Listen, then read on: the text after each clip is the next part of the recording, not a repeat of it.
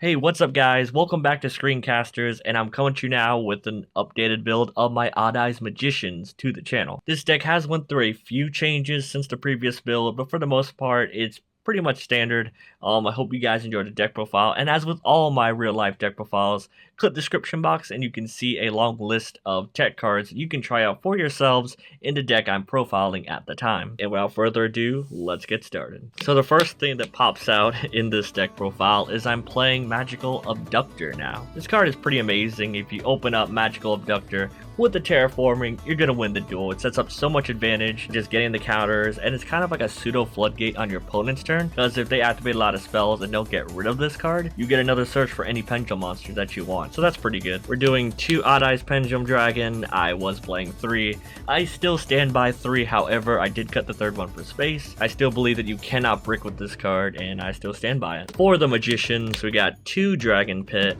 2 Oath, 1 Jinkei, 1 Insight, and 1 Noble Dragon. It's basically food for Pendulum Call, so you always have scales. We're doing a bigger Majespecter lineup with 1 Kieran, 2 Bun Bun, and 2 QB. One thing I find is you don't have too many good normal summons, and normal summoning a QB by playing around a strike is pretty useful if you know your opponent has a strike, or they have a lot of back row. Normal summoning of Majespecters, trying to bait it out is pretty good. Just something you could do until you draw into your outs. It's just a nice normal summon, and it works when special summoned. And also, being a level 4 Pendulum spellcaster is amazing because it has synergy with Magister, the XYZs, as well as the Trapeze Magician. Yeah, these are pretty self-explanatory so far. For the Performapal engine, I did cut most of it. We're doing 2 Pendulum Sorcerer, 2 Odd Eyes Unicorn, 1 Light Phoenix, 1 Radish Horse, and 1 Joker. I've seen a lot of people run the Odd Eyes Mirage Dragon, but the reason I don't play it is because of your Phoenix. Him being a 3 scale really does hurt. I mean, it's just really bad in my opinion, because even though it's a level 3, you can't really summon it if you have your, level 3s and scales. But whenever Persona Dragon does come out into TCG, I will be cutting the Light Phoenix for it, so I'm probably putting in a Mirage Dragon as well. But overall, Odd Eyes Unicorn is the superior level 8 skill to me than Odd Eyes Mirage Dragon. But these guys are pretty self-explanatory. You run them because you need your Sorcerer to pop stuff to get to your Joker because you only have 1. We're doing 2 Archfiend Eccentric. It's our main deck out to any pesky monsters, like Vanity's Fiend, which kind of hurts our deck pretty hard. It's just a nice card in general. 1 card outs to anything. It is a really good card in general. I like the card, and I have tried 3, and it is pretty bricky at 3, but it being a high scale is super useful. And of course, the obligatory 2 Apex Avian. I love this card. The free negate is awesome. If you guys aren't playing Avian in any Pendulum deck that can summon him, I highly recommend at least trying him out. He has won me games, like, single-handedly. The free negate and the non-existent cost is super amazing. I highly recommend Apex Avian to any Magician player or any Pendulum player whose scales go up to 8 or something like that, because Avian proves his worth time and time again. He's well worth the price, and honestly, every time I open with Avian, I kind of win the game. He's only really bad if you open multiples of them, but if you do have your scale, that's 2 negates you can work with. So I highly recommend Avian in any deck that can play him. For the spells, we got 3 Terraforming, because opening up with this and Abductor is pretty much game. We got 2 Sky Iris, 1 Secret Village of the Spellcaster, love the reprint, and 1 Majesty's Pegasus. This card is super amazing. It means you have 3 summons per turn. You have your normal summon, you have your Pendulum summon, and you have the summon off its effect, which is just amazing.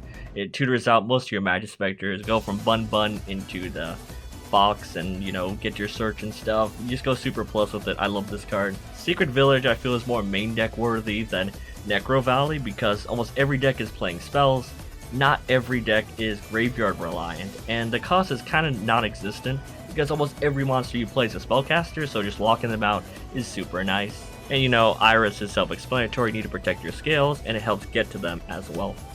I went to 2 MST instead of Twin Twister because advantage is pretty easily given to you in this deck. However, you don't want to lose it. You want to keep as many cards in your hand as possible in fear of the Solemn Strikes and the Solemn Brigade and all those cards that stop your summons. So it's really nice. I prefer it over Twin Twister in this build, but if you can afford it, I highly recommend cutting these for Cosmic Cylclone, because you don't pay any life points in this deck, so the 1,000 to use it isn't really existent. and banishing is way better than destroying in any format, so that's something. So yeah, 2 back removal. And last, the main deck, 1 Pendulum Call. It's honestly the best card in the deck. I really wish this was at more than 1, but we gotta make do with what we have. And last, the main deck, the 2 traps, Majespecter, Tornado, and Tempest. Kind of self-explanatory. Tempest is like your own theme strike, so that's pretty good. It's searchable and all that. Tornado is nice disruption on your opponent's turn.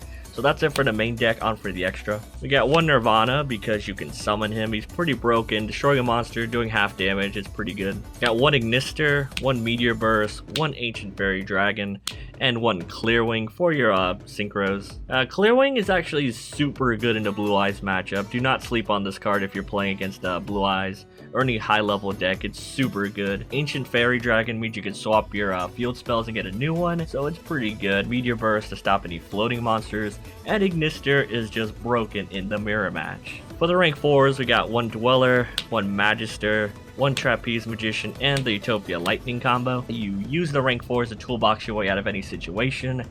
Trapeze is super easy to use, Utopia to swing over anything. It's pretty self-explanatory, these cards. We got 1 Beyond because you don't really want to go into rank 6s. You want to keep your Kieran as long as possible, and when you do use Kieran as material or anything like that, you're going for OTK. So during the Odd Eyes, OTK with Beyond is super good. For the rank 7s, we got 1 Big Eye, 1 Flare Metal, and 1 Odd Eyes Absolute Dragon, same as always, that hasn't changed. And the last extra deck, the 1 monster you go into when your Absolute Dragon dies, it's your Odd Eyes Vortex Dragon, which is basically your in-theme Quasar. So yeah, I hope you guys enjoyed this deck profile of Odd Eyes Magicians. This is a really nice update, and I hope you guys enjoy it. If you guys have any comments or suggestions on how to make this deck better, I'd love to hear it in the comment section down below. And as I said before, there's a long list of possible tech cards that you can try out in Odd Eyes Magicians yourselves in the description box down below. So don't forget to click that and check it out. So yeah, don't forget to like the video, comment the video, and subscribe to my channel, which is Screencasters, for more epic and amazing videos similar to this one. My name is Yugioh from Screencasters. I am signing out.